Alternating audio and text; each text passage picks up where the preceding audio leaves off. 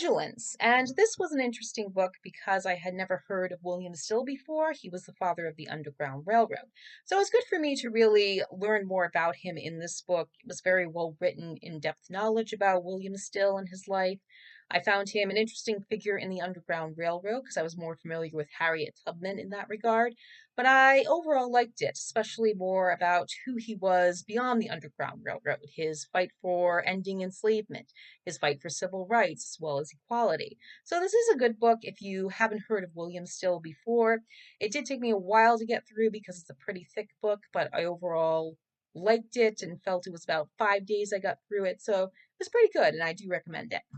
Their eyes were watching God. So this was a reread for me, and it was great the second time around, I found. And I picked some little things out that I had missed before because it's been about 10 to 11 years since I last read the book.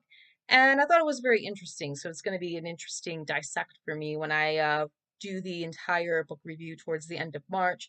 But I overall liked it again and think it's great. I like the character of Janie. I thought it was a fast read, well written. So if you haven't read Their Eyes Were Watching God, or maybe you've read it before and want to give it a reread, I recommend.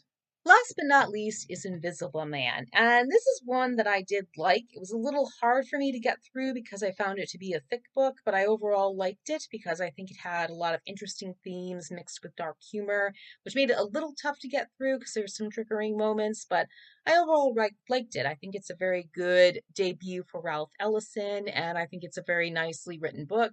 So I do recommend this if you haven't read it, and if you have read it before, want to give it a reread, I recommend as well. And that's all I have for today in this update, and I hope you've enjoyed. Please be sure to like, share, subscribe, click the notification bell. I'll be back again soon with another video for Sunday Reads with Renee, along with some other videos as well. I thank you so much for tuning in, watching, subscribing, liking, and sharing my content, and I'll see you next time. Bye!